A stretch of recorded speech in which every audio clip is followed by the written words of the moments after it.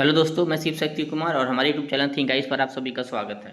अपने इस कार्यक्रम में करंट अफेयर का सीरीज हमारा चल रहा है, जैसे बिहार के करंट अफेयर साथ साथ जो भी संबंधित विषय होता है, जो भी संबंधित स्थल होता है, जो मूलभूत स्टैटिक्स होता है, मैं उसकी भी चर्चा कर लेता हूँ। तो अगला जो हमारा महत्वपूर्ण प्रश्न है, देख लेते हैं। प्रश्न के माध्यम से हम उसको देखते हैं, साथ साथ उसके स्टैटिक्स को भी देख लेते हैं। तो पहला प्रश्न है कि थाईलैंड में आयोजित होने वाली 24वें एशियाई एथलेटिक्स चैंपियनशिप में बिहार के किस खिलाड़ी का चयन हुआ है। तो बिहार के भूषण कुमार जी हैं, उनका चयन हुआ है 24वें एशियाई एथलेटिक्स चैंपियनशिप में। चलिए आगे देख लेते हैं। अगला जो हमारा महत्वपूर्ण प्रश्न हो जाता है कि हाल में सुलभ इंटरनेशनल के संस्थापक का निधन हो गया है। तो हाल ही में सुलभ इंटरनेशनल के संस्थापक का निधन हो गया। उनका नाम क्या था? तो उनका नाम बिंदेश्वरी पाठक था, या कहे कि बिंदेश्वर पाठक जी थे। तो थोड़ा इनके बारे में जान जाते हैं और सुलभ इंटरनेशनल के बारे में भी थोड़ा जान लेते हैं, क्योंकि स्टैटिक्स हो जाता है, यहाँ जानना महत्वपूर्ण होता है। चूँकि बिहार के थे बिंदेश्वर पाठक जी, और इनका महत्वपूर्ण योगदान है सामाजिक आर्थिक क्षेत्रों में, और खास करके जो स्वास्थ्य के क्षेत्र है, उस क्षेत्र में काफ़ी इन्होंने काम किया था। तो देख लेते हैं कि सुलभ इंटरनेशनल के संस्थापक हैं बिनेश्वर पाठक जी है। सुलभ इंटरनेशनल की स्थापना जो है 1970 में हुआ था। 1970 में सुलभ इंटरनेशनल की स्थापना हुआ था। लिखते रहिएगा, कलम कॉपी भी लेके आप इस सीरीज़ को सुन सकते हैं। तो सुलभ इंटरनेशनल की स्थापना 1970 में हुआ था। यह एक एनजीओ है। सुलभ इंटरनेशनल, याद रखिएगा कि नॉन गवर्नमेंट ऑर्गेनाइजेशन है, गवर्नमेंट ऑर्गेनाइजेशन नहीं है, एनजीओ है एक प्रकार का, इसमें 50,000 स्वयंसेवक जो है इससे जुड़ा हुआ है, और यह भारत का सबसे बड़ा एनजीओ है। तो सुलभ इंटरनेशनल है भारत का सबसे बड़ा एनजीओ है। ठीक, तो इसको याद रखिएगा। और यह भारत में जो सामाजिक सेवा संगठन है, जो शिक्षा के माध्यम से मानवाधिकार, पर्यावरण, स्वच्छता, ऊर्जा के गैर पारंपरिक स्रोतों, अपशिष्ट प्रबंधन एवं सामाजिक सुधारों को बढ़ावा देने के लिए काम करता है। तो इसका काम देख लीजिए। इसका केवल जो है इंटरनेशनल, जो सुलभ इंटरनेशनल, उसमें शिक्षा की बात होती है, पर्यावरण का भी बात है, पर्यावरण संरक्षण, मानवाधिकार का भी संरक्षण की बात है। साथ में ऊर्जा के जो गैर पारंपरिक स्रोत है, इस ऊर्जा का जो पारंपरिक स्रोत है, लकड़ी है, उलाव है, ये सब जो है, इससे जो है जीवाश्म ईंधन बहुत होता है। और देखेंगे बहुत सारी जो महिलाएं हैं ग्रामीण क्षेत्र में, उनका दम्मा नामक रोग जो है, सांस से जुड़ा हुआ, फेफड़ा से जुड़ा हुआ बहुत सारे बीमारी हो जाता है। और इसी के लिए केंद्र सरकार भी जो है प्रधानमंत्री उज्ज्वला योजना, आप देखेंगे कि केंद्र सरकार का प्रधानमंत्री उज्ज्वला योजना है, जिसके माध्यम से सिलेंडर, जो गैस सिलेंडर है, उसमें सब्सिडी युक्त दिया जाता है, ताकि देश में जो वायु प्रदूषण के कारण बहुत सारी जो समस्या हो रही है, परंपरागत तरीका के जो ईंधन से खाना बनाया जाता है, तो उसको दूर करने के लिए तो सुलभ इंटरनेशनल भी इसी क्षेत्र में काम करता है। ठीक ना। अब बिंदेश्वरी पाठक जी के बारे में देख लेते हैं। जो बिंदेश्वर पाठक सर हैं, उनका ये देख लेते हैं। उनका जन्म देख लीजिए कि 2 अप्रैल 1943 को हुआ था, और यह हाजीपुर में हुआ था। वो हाजीपुर वैशाली जिला के थे। और इन्हें 1991 में 1991 में पद्म भूषण अवार्ड मिला। 2016 में इनको अक्षय पात्रा फाउंडेशन के साथ गांधी शांति पुरस्कार भी मिला है। तो याद रखिएगा, पद्म भूषण तो मिला, साथ में गांधी शांति पुरस्कार भी मिला इनको। और 2017 में लाल बहादुर शास्त्री पुरस्कार भी प्रदान किया गया था बिंदेश्वर पाठक जी को। तो याद रखिएगा, बिंदेश्वर पाठक जी को जो है ये 3 पुरस्कार मिला था, भूषण अवार्ड मिला था, गांधी शांति पुरस्कार मिला था, और लाल बहादुर शास्त्री पुरस्कार से भी नवाजा गया था इनको, या सम्मानित किया गया था। चलिए, एक इसी प्रकार का संस्था है, वैश्विक शौचालय संगठन भी है। वैश्विक शौचालय संगठन है, जिसकी स्थापना जैक सी ने 19 नवंबर 2001 को किया था। यह भी एक प्रकार का एनजीओ है और सिंगापुर में स्थापित संगठन है। चलिए आगे देख लेते हैं। बिहार की पहली वंदे भारत एक्सप्रेस ट्रेन पटना से किस स्टेशन के बीच चलाई गई है? तो यह पटना से रांची चलाई गई है। बिहार की पहली वंदे भारत एक्सप्रेस ट्रेन है। तो थोड़ा वंदे भारत ट्रेन के बारे में जान जाते हैं, पूछा जा सकता है इसके बारे में, क्योंकि काफ़ी चर्चित रहता है यह ट्रेन। तो स्वदेशी रूप से डिज़ाइन और निर्मित है यह। देखें कि जो वंदे भारत ट्रेन है, इसका निर्माण और डिज़ाइन जो है सिर्फ भारत में हुआ है। तो ये स्वदेशी ट्रेन है, कहीं से हम इसको आयात नहीं किए हैं। ये इंडिया का ही ट्रेन है, जिसमें इसका डिज़ाइन भी किया गया, उसका निर्माण भी किया गया। यह हाई स्पीड ट्रेन नहीं, याद रखिएगा। दे दे कि यह हाई स्पीड ट्रेन गलत हो जाएगा। ये अर्ध, मतलब कहें कि सेमी हाई स्पीड ट्रेन है, अर्ध उच्च गति वाला ट्रेन है, स्वचालित ट्रेन है इसमें। तो सेमी हाई स्पीड है, याद रखिएगा। इसका जो गति है 160 किलोमीटर। हाई स्पीड उसको बोलते हैं 300 किलोमीटर या 250 किलोमीटर से ऊपर जो ट्रेन की रफ्तार होती है, उसको हाई स्पीड ट्रेन बोलते हैं। जबकि जो है इसका 160 किलोमीटर का गति है, तो यह सेमी हाई स्पीड ट्रेन है। तो ये याद रखिएगा, भारत का ही है, भारत में ही निर्मित है, डिज़ाइन किया गया है, साथ साथ सेमी हाई स्पीड ट्रेन है। और इसका बॉडी जो है एल्युमिनियम के कारण बना हुआ है, जिसके कारण जो है यह 40-80 टन हल्का हो जाता है। तो देखेंगे कि जो भारत का जो परंपरागत ट्रेन है वो लोहा का बना हुआ है, जिसके कारण उसका वजन ज़्यादा हो जाता है। तो एक ट्रेन पर रिसर्च भी आया था अपने जो अपने यहाँ इंडिया में है, ट्रेन जो संचालित होता है, जो ट्रेन का जो बॉडी बना है, बोगी बना होता है, तो उसमें यह आया था कि अगर ट्रेन के को अगर एल्युमिनियम से केवल बना दिया जाएगा, जितने भी ट्रेनें इंडिया में चल रही है, अगर उसको उसका जो बॉडी है, उसका जो बोगी है, उसको अगर एल्युमिनियम से बना दिया जाए तो उसका गति स्वतः 40 से 50 किलोमीटर प्रति घंटा बढ़ जाएगा, क्योंकि अभी वजन ज़्यादा है, लोहा के होने के कारण वजन ज़्यादा है, पुराने जो परंपरागत हमारी है ट्रेन है। तो उसी प्रकार का एक प्रकार का यह इनोवेशन है। और वंदे भारत ट्रेन काफ़ी चर्चित ट्रेन है और भारत अब कई देश को भी निर्यात कर रहा है, तो इसके बारे में थोड़ा याद रखिएगा। चलिए आगे देख लेते हैं। अगला जो हमारा महत्वपूर्ण प्रश्न हो जाता है कि मध्य प्रदेश में आयोजित राष्ट्रीय ग्रेपलिंग प्रतियोगिता में बिहार की टीम ने कितने स्वर्ण पदक जीता है? तो एक मध्य प्रदेश में राष्ट्रीय स्तर पर ग्रेपलिंग प्रतियोगिता हुआ था और बिहार को वहाँ 35 स्वर्ण मिला था। बिहार को कितना स्वर्ण मिला था? 35 स्वर्ण पदक मिला था। आगे देख लेते हैं। अगला है कि 15 अगस्त 2023 को बिहार में G20 सदस्यों को समर्पित टुगेदर वी आर्ट कला का प्रदर्शनी का शुभारंभ किया गया। कहाँ किया गया था? तो बिहार में देखेंगे कि यह बिहार संग्रहालय पटना में किया गया था। तो अगस्त 2023 को बिहार में G20 सदस्यों को समर्पित टुगेदर वी आर्ट कला का प्रदर्शनी का शुभारंभ बिहार के पटना संग्रहालय पटना में किया गया था। तो G20 के बारे में जान जाते हैं। G20 जो है, ये देखेंगे G20 एक ग्रुप है, 20 देशों का ग्रुप है, जिसमें 19 देश है प्लस एक यूरोपीय संघ है। तो याद रखिएगा, इसमें 19 देश प्लस एक यूरोपीय संघ है, भारत भी इसका सदस्य है। और इसको जो बनाया गया था, जो एशियाई वित्तीय संकट हुआ था 1999 में, तो उसी के उपरांत इसको बनाया गया था। और मुख्य रूप से यह जो देखता है कि वैश्विक स्तर पर जो इकोनॉमिक में जो भी इशू होता है, जो भी आर्थिक चुनौतियां सामने होता है, विश्व को किस दिशा में लेके जाना है, उस पर चर्चा परिचर्चा होता है। और इसके जो भागीदार होते हैं वित्त मंत्री एवं केंद्रीय बैंक के गवर्नर का एक मंच है। तो यह वित्त मंत्री, संबंधित देश जो इसका सदस्य मेंबर है, उसके वित्त मंत्री की मुलाकात होती है। साथ साथ में उस देश का जो सेंट्रल बैंक होता है, उसके जो मुख्य गवर्नर होते हैं उनको, उनका यह मंच है एक प्रकार का। और याद रखिएगा, भारत इसका सदस्य है, पाकिस्तान नहीं है। अगर देखेंगे भारत के आसपास में कौन सा देश है जो इसका है, तो याद रखिएगा पाकिस्तान G20 का मेंबर नहीं है। जो भी बड़ी अर्थव्यवस्था है 19+1, तो उसका सदस्य है, उसमें पाकिस्तान नहीं है, साथ में बांग्लादेश नहीं है, श्रीलंका नहीं है, मालदीव नहीं है, नेपाल नहीं है, चीन है। तो भारत चीन इसका मेंबर है। और कभी देखेंगे 69वां BPSC में प्रश्न आया था कि G20 पर था और एक ऑर्गेनाइजेशन पर था कि कितना प्रतिशत दुनिया के GDP को कवर करता है। तो देख लेते हैं।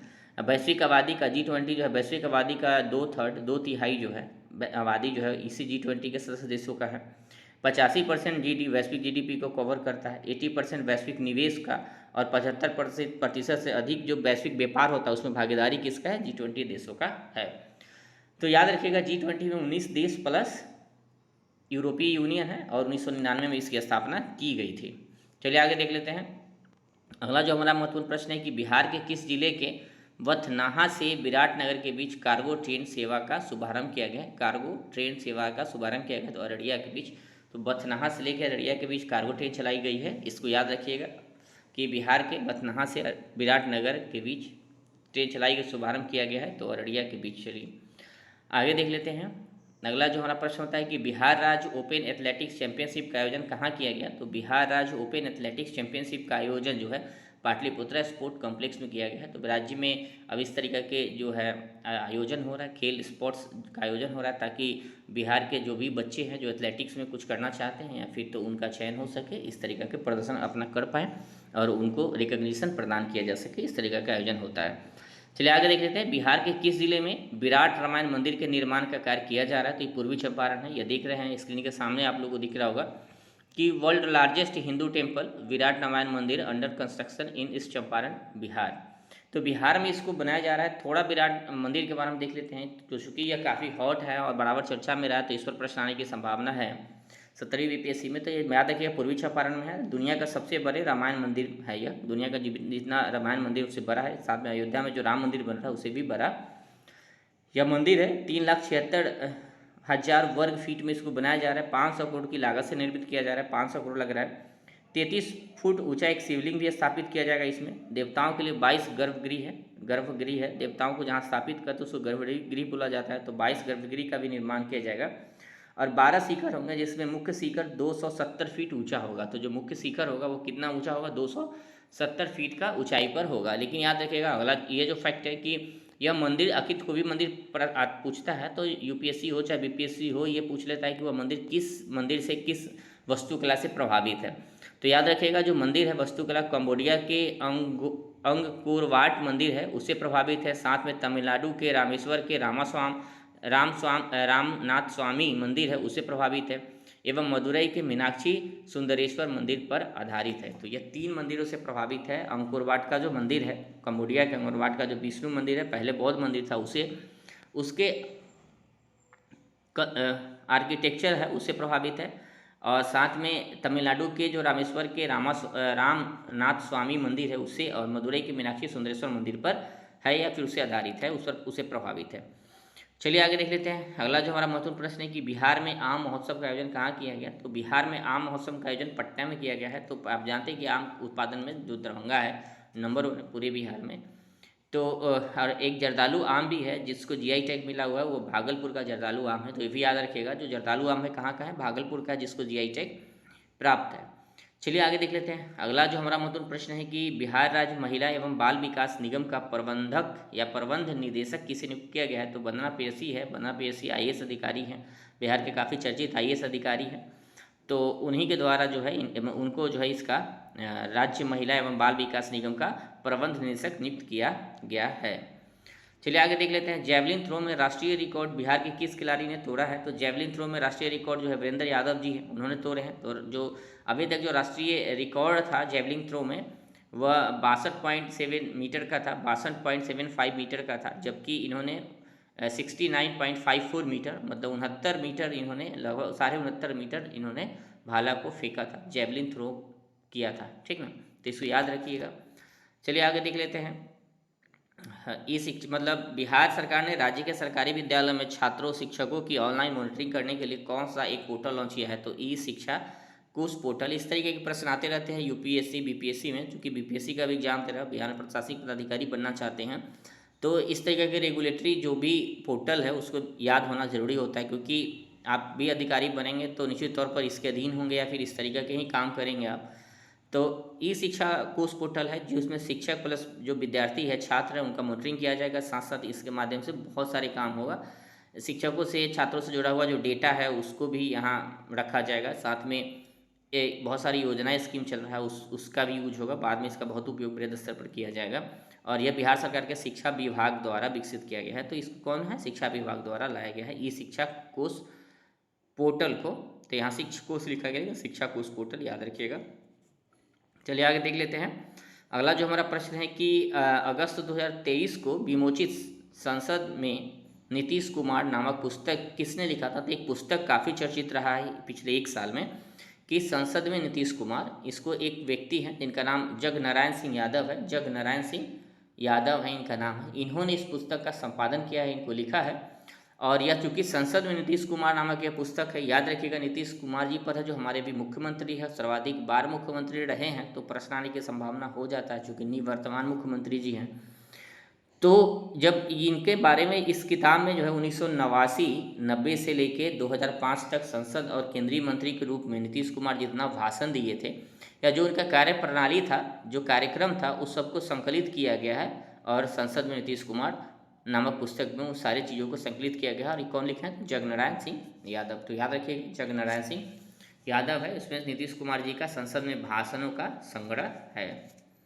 चलिए आगे देख लेते हैं। अगला जो हमारा महत्वपूर्ण प्रश्न है कि हाल में की गई खुदाई में बिहार में 1100 साल पुरानी भगवान हरिहर की मूर्ति प्राप्त हुई है।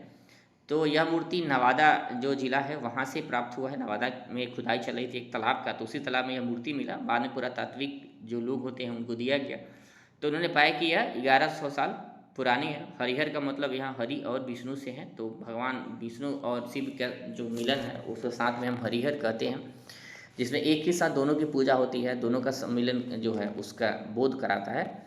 तो यह नवादा से मिला था और यह जो है पालकालीन मूर्ति होने की इसकी संभावना जताई गई है। 9वीं-10वीं शताब्दी का माना गया है इसको। तो याद रखिएगा 1100 साल पहले जो अभी पुरानी जो हरिहर की मूर्ति मिली कहाँ से मिला, तो नवादा जिला से मिला है।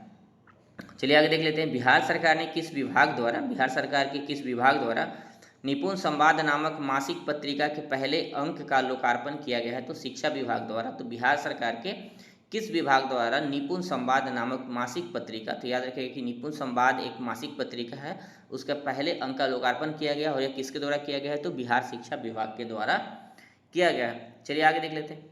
आगे प्रश्न है कि बिहार में कितने जिलों में वाटर स्पोर्ट्स सेंटर खोलने की घोषणा की गई है, तो 7 जिला, याद रखिएगा वाटर स्पोर्ट्स सेंटर 7 जिलों में खोला जाएगा। चलिए आगे देख लेते हैं। आगे देखते हैं कि 18 अगस्त 2023 को बिहार के कहाँ के सुपर थर्मल पावर प्रोजेक्ट को 660 मेगावाट की इकाई राष्ट्र को समर्पित किया गया है, तो बाढ़ सुपर थर्मल पावर प्रोजेक्ट। तो सुपर थर्मल पावर प्रोजेक्ट बाढ़ है, जो इसकी जो उत्पादन क्षमता है 660 मेगावाट है, तो ये भी याद रखिएगा। इसको राष्ट्र को समर्पित किया गया, तो चर्चित रहा है इस साल।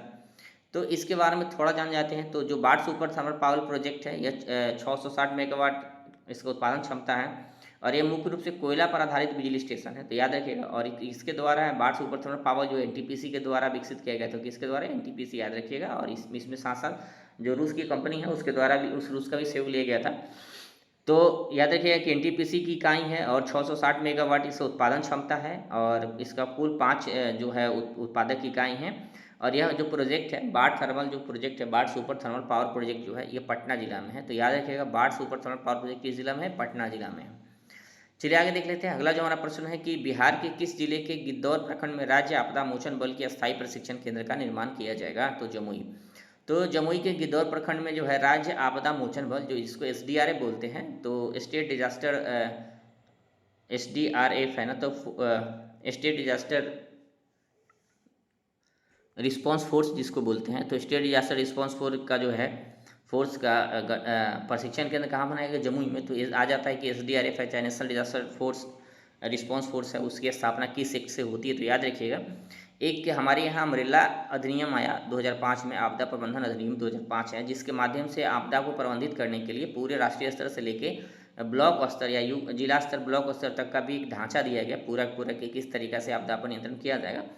तो उसी में जो है एक आपदा प्रबंधन के लिए केंद्रीय स्तर पर राष्ट्रीय आपदा प्रबंधन मोचन बल बनाया गया, कि जो सेंट्रल जो नेशनल डिजास्टर रिस्पांस फोर्स जिसको बोलते हैं, जिससे एनडीआरएफ को तुर्की में भी भूकंप आया था तो भेजा गया था भारत सरकार के द्वारा, तो एनडीआरएफ बनाया गया। तो साथ साथ क्या हुआ कि जो उसी अधिनियम के माध्यम से राज्यों को ही शक्ति दी गई कि राज्य भी अपने स्तर पर तैयारी कर सकता है और एसडीआरएफ बना सकता है, जो स्टेट डिजास्टर रिस्पांस फोर्स जो है बना सकता है राज्य भी। तो उसी को ध्यान में रखते हुए तो आपसे पूछा जा सकता है कि राज्य आपदा मोचन बल किस अधिनियम के माध्यम से बनाया जाता है, तो आप याद रखिएगा कि आपदा प्रबंधन अधिनियम 2005 है, उसी के माध्यम से एनडीआरएफ हो, एसडीआरएफ हो, चाहे नेशनल डिजास्टर मैनेजमेंट अथॉरिटी हो, स्टेट डिजास्टर मैनेजमेंट अथॉरिटी हो, चाहे रिलीफ फंड हो, ये सब का निर्माण एकमात्र फ्लैगशिप जो हमारा अधिनियम है या फिर अम्ब्रेला अधिनियम है, आपदा प्रबंधन अधिनियम 2005 है, उसी के तहत बनाया जाता है। तो जमुई में प्रशिक्षण खोला गया, एसडीआरएफ केंद्र जमुई में प्रशिक्षण खोला गया, तो याद रखिएगा। अगला देख लेते हैं कि बिहार में बहु ग्रामीण जल पूर्ति योजना का उद्घाटन कहाँ किया गया है, तो वैशाली में किया गया है। तो बिहार में बहु ग्रामीण जल पूर्ति योजना का उद्घाटन वैशाली में किया गया है। चलिए आगे देख लेते हैं। नई दिल्ली में आयोजित अंतर्राष्ट्रीय कृषि बागवानी प्रदर्शनी में बागवानी को बढ़ावा देने के लिए प्रथम पुरस्कार किसको मिला है, तो बिहार सरकार को प्रथम पुरस्कार मिला है। बिहार सरकार को है, जिसको जो है बागवानी में बेहतर प्रदर्शन करने के लिए या बागवानी को बढ़ावा देने के लिए प्रथम पुरस्कार बिहार को दिया गया है, बिहार राज्य को दिया गया है। तो बिहार राज्य जो है अभी कृषि के क्षेत्र में काफ़ी काम हो रहा है यहाँ बेहतर स्तर पर। जैसे देखें कि कृषि रोड मैप 4 भी आया अभी, तो राष्ट्रपति द्रौपदी मुर्मू जी जो है उसका उद्घाटन किए थे, कृषि रोड मैप कार्यक्रम को प्रस्तुत किए थे और वह कार्यक्रम 2023 से 28 के लिए था। तो यहाँ जो है उसमें देखें, उसमें भी जो है बागवानी पर ही बल है, उसमें भी बागवानी पर बल दिया गया है। तो बागवानी जो फसल है थोड़ा जान लेते हैं इसके बारे में, तो इसको हॉर्टिकल्चर बोलते हैं। आपसे प्रश्न आ जाता है कि हॉर्टिकल्चर किससे जुड़ा हुआ है, तो बागवानी फसल जुड़ा। बागवानी फसल में मुख्य रूप से फल, सब्जी, फूल, मसाले, मशरूम की खेती की जाती है। और एक याद रखिएगा, एक इम्पॉर्टेंट फैक्ट यह है कि जो एम.एच. मैरी गौरा है, एम.एच. मैरी गौरा, याद रखिएगा एम.एच. मैरी गौरा को भारतीय बागवानी कृषि का जनक माना जाता है। तो उनको भारतीय बागवानी कृषि का जनक माना जाता है। भारत फलों एवं सब्जियों का दूसरा सबसे बड़ा उत्पादक है। याद रखिएगा, जो भारत है फल का और सब्जी का दूसरा सबसे बड़ा उत्पादक है, जबकि वैश्विक बाजार में यानी उसके निर्यात में भारत का योगदान मात्र 1% है। चूँकि इतना बड़ा उत्पादक होने के बावजूद भारत में जनसंख्या ज़्यादा है, तो हम उसके बड़े उपभोक्ता भी हैं, सारा कंजप्शन हो जाता है, केवल 1% ही वैश्विक व्यापार में हमारी भूमिका है। चलिए आगे देख लेते हैं। अगला जो महत्वपूर्ण प्रश्न है कि बिहार के मुख्यमंत्री नीतीश कुमार द्वारा राजकीय मलमास मेला का उद्घाटन कहाँ किया गया? तो राजगीर जो मलमास मेला है वो राजगीर में लगता है। राजगीर काफ़ी प्रसिद्ध स्थल है, चूँकि मगध की पहली राजधानी रही है। तो आप इसके बारे में अध्ययन करते रहिएगा, याद करते रहिएगा राजगीर के बारे में। चलिए देखते हैं, बिहार में नारी सुरक्षा को मजबूत करने के उद्देश्य से एंड्रॉयड एप्लीकेशन और रक्षक किसके द्वारा विकसित किया गया है? तो इस तरीके का एप्लीकेशन अन्य राज्यों में भी है, लेकिन बिहार में रक्षक जो है महिला।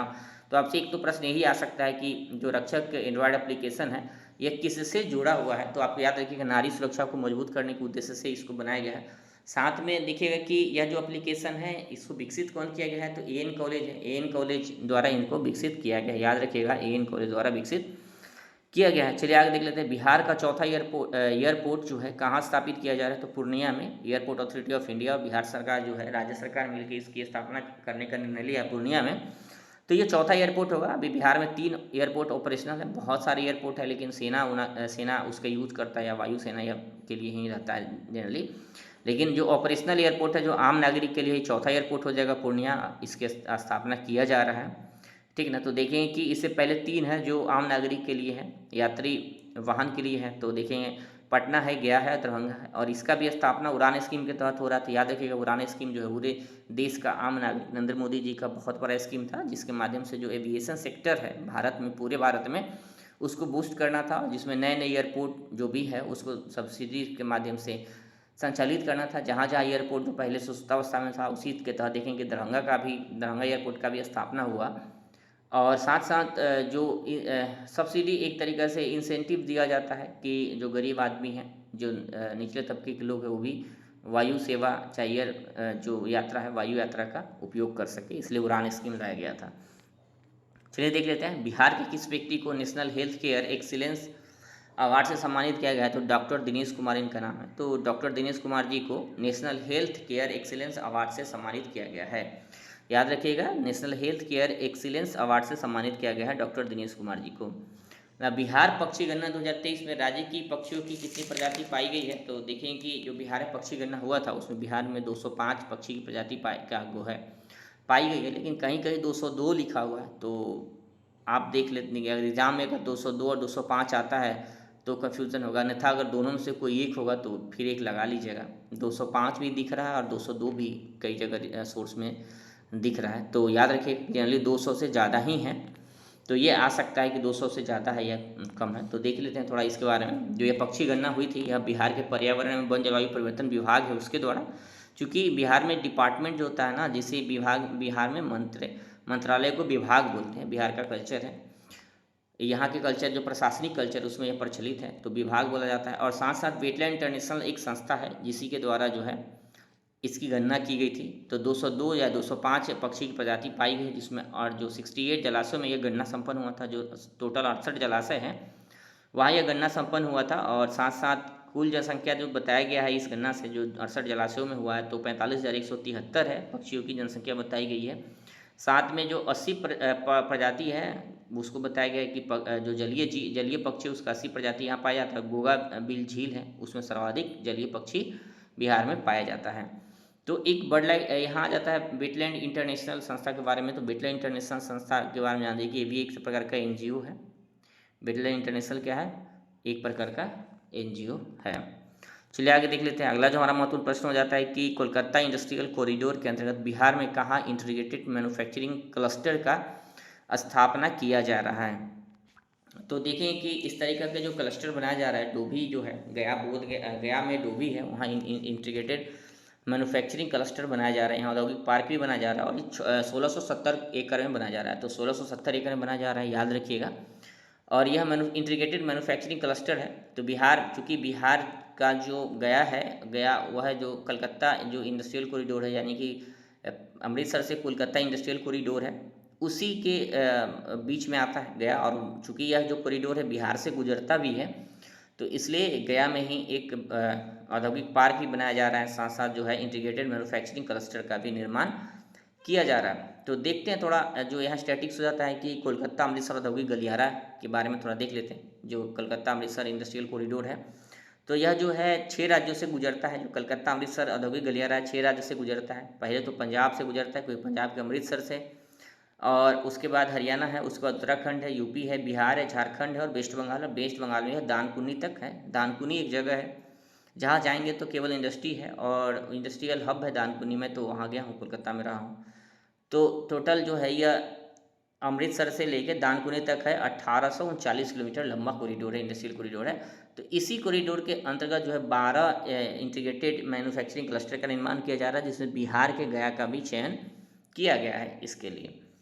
तो याद रखिएगा कि कोलकाता अमृतसर कॉरिडोर किन किन राज्यों से गुजरता है, ये भी प्रश्न आ सकता है आपसे पीटी में, क्योंकि नेशनल हाईवे पर आ जाता है कि यहाँ देखें कि नेशनल हाईवे पर प्रश्न आते रहता है बीपीएससी में। तो आ जाएगा कि कोलकाता अमृतसर औद्योगिक गलियारा में कौन कौन राज्य शामिल है, कौन कौन राज्य शामिल नहीं है। तो याद रखिएगा 6 राज्य हैं, पंजाब, हरियाणा, उत्तराखंड, यूपी, बिहार, झारखंड और वेस्ट बंगाल। चलिए आगे देख लेते हैं। अगला जो हमारा महत्वपूर्ण प्रश्न हो जाता है कि राष्ट्रीय स्मारक प्राधिकरण के द्वारा बिहार की किस विरासत को संरक्षण प्रदान करने के लिए विरासत उप नियमों का मसौदा तैयार किया गया है। तो जो विरासत उप नियमों का एक मसौदा बनाया गया है ताकि राजगीर जो है उसका और अशोक स्तंभ जो है उसका संरक्षण किया जा सके। तो राजगीर आप जान लीजिएगा, राजगीर कहाँ है, नालंदा जिला में, अशोक स्तंभ पूर्वी चंपारण जिला में है। तो राजगीर तो प्रसिद्ध क्यों है, आप जान ही रहे हैं कि राजगीर में जो है मगध की राजधानी थी, साथ साथ वहाँ 5 पर्वत है, तो उस पर्वत का भी याद रखिएगा, विपुलगिरी, रत्नगिरी सब पर्वत है। साथ में राजगीर में ही खेल कम्प्लेक्स का भी आयोजन हो रहा है, विश्वविद्यालय हो बना है वहाँ राजगीर में ही। साथ में पुलिस एकेडमी बिहार का राजगीर में है। तो याद रखिएगा राजगीर काफ़ी प्रसिद्ध स्थल हो जाता है बिहार के दृष्टिकोण से। वहाँ ही ये भी है, ग्लास जो ब्रिज बना है राजगीर में ही है। साथ में राजगीर में जू सफारी भी है, तो बहुत प्रसिद्ध स्थल है राजगीर। साथ में अशोक स्तंभ देखेंगे तो अशोक स्तंभ जो है पूर्वी चंपारण बनाया गया अशोक स्तंभ है, यहाँ नटुआ बैल जो है इस स्तंभ पर है, उसके लिए प्रसिद्ध है, तो याद रखिएगा। चलिए देख लेते हैं। अगला जो है कि बिहार के पंचाने नदी को पुनर्जीवित करने के लिए पंचाने नदी बचाओ अभियान कहाँ चलाया जा रहा है, तो नालंदा जिला में चलाया जा रहा है। तो पंचाने नदी के बारे में मैंने बहुत पता किया है, लेकिन इसके बारे में विशेष जानकारी गूगल पर भी नहीं मिला, तो बस इतना ही याद रखिएगा कि बिहार के पंचाने नदी को बचाने के लिए पंचाने नदी बचाओ अभियान नालंदा जिला में संचालित किया जा रहा है। अगला प्रश्न देख लेते हैं कि बिहार के किस नगर निगम द्वारा स्वच्छता जागरूकता संस्कृति अभियान की शुरुआत की गई है, तो पटना नगर निगम द्वारा इसका शुरुआत किया गया है। पटना नगर निगम द्वारा इसका शुरुआत किया गया है, चूँकि पटना देश की राज्य की राजधानी भी है और हम बीपीएससी के एग्जाम देने जा रहे हैं, तो पटना नगर निगम से भी प्रश्न आ सकता है। तो देखते हैं पटना नगर निगम की जो स्थापना हुई है 1952 में हुआ था, देश की आज़ादी के तुरंत बाद 1952 में इसकी स्थापना हुई थी। इसमें 75 वार्ड है, यानी 75 मेंबर जनता के द्वारा चुन के आते हैं, सीट्स हैं। और देखें कि देश का जो पहला अपने पूरे देश में जो पहला म्यूनिसिपल कॉरपोरेशन बना था वो मद्रास में था, दूसरा जान ही रहे कि मुंबई और कोलकाता है। तो याद रखिएगा ये भी प्रश्न आ सकता है कि देश के अंदर पहला म्यूनिसिपल कॉरपोरेशन नगर निगम कहाँ बना था, तो मद्रास से बना था 1688 में। चलिए आगे देख लेते हैं। अगला एक प्रश्न और भी है पटना नगर निगम से जो आ जाता है कि पटना नगर निगम देश का पहला नगर निगम बना है जो CBDC करेंसी है, जो सेंट्रल बैंक की करेंसी है, जो एक प्रकार से करेंसी क्रिप्टो करेंसी के तरीका से ही है। तो CBDC जो करेंसी लागू करने वाला पटना निगम देश का पहला नगर निगम बना है, तो याद रखिएगा इसको भी, इस फैक्ट को। चलिए आगे देख लेते हैं। बिहार के अभिनेता संजय मिश्रा को किस लघु फिल्म के लिए ऑस्कर के लिए नॉमिनेट किया गया, तो गिद्ध नामक एक फिल्म है, इनका ही अभिनीत फिल्म है, अभिनेता उसमें, तो संजय मिश्रा जी को इसी फिल्म के लिए नॉमिनेट किया गया था ऑस्कर पुरस्कार के लिए। और ऑस्कर पुरस्कार जैसा कि जानते हैं कि फिल्म दुनिया का सबसे बड़ा और सबसे प्रतिष्ठित पुरस्कार है। आगे देख लेते हैं। प्रधानमंत्री नरेंद्र मोदी जी द्वारा ईस्टर्न डेडिकेटेड फ्रेट कॉरिडोर के अंतर्गत न्यू दीनदयाल उपाध्याय जंक्शन से बिहार के किस नगर तक नए रूट का उद्घाटन किया गया है, तो सोननगर तक किया गया है। तो याद रखिएगा अब यह जो आपका स्टैटिक्स हो जाता है कि eastern dedicated freight corridor, freight का मतलब होता है कि जो आवागमन होता है, फिर हम माल ढोते हैं, तो उसमें जो वादा, उसी को फ्रेट बोला जाता है जनरली, जान रही है।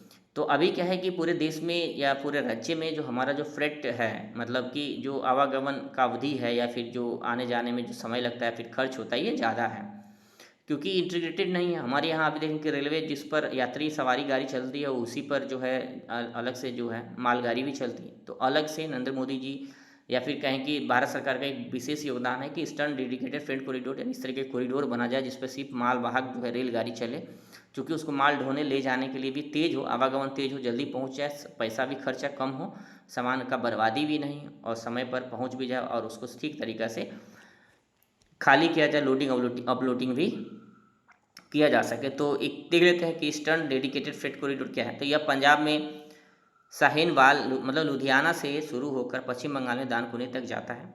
और जो फ्रेट कॉरिडोर है, यह देखें कि कोई इंडस्ट्रियल कॉरिडोर नहीं, इसका सीधा सा मतलब है रेलवे संचालन से है। क्योंकि ये साथ साथ में यह है कि यहाँ उच्च गति एवं उच्च क्षमता वाला विश्व स्तरीय तकनीक से पर आधारित रेल मार्ग है यह। तो यह तेज गति से संचालित रेल मार्ग बनेगा। तो याद रखिएगा कि पूछा जा सकता है कि ईस्टर्न डेडिकेटेड फ्रेट कॉरिडोर क्या है, तो सड़क मार्ग या क्या, इस तरीके से आ सकता है ऑप्शन। तो याद रखिएगा ये एक तरह का रेलवे कॉरिडोर है जिसमें रेल वाहक जो गाड़ी है, जो माल वाहक ट्रेन है, उसका संचालन बेहतर तरीका से हो सके और उनका क्षमता बेहतर हो, इसके लिए इसका निर्माण किया जा रहा है। आगे देख लेते हैं। अगला जो हमारा महत्वपूर्ण प्रश्न हो जाता है कि थाईलैंड में आयोजित होने वाली एशियाई एथलेटिक्स चैंपियनशिप में बिहार के किस खिलाड़ी का चयन किया गया है। तो शशि भूषण सिंह है, शशि भूषण सिंह का चयन किया गया था। तो चलिए यह था आज का हमारा क्लास, फिर आगे मिलते हैं अगले क्लास के साथ। मेरे चैनल को जरूर सब्सक्राइब करिएगा, लाइक करिएगा और शेयर करिएगा। Thank you.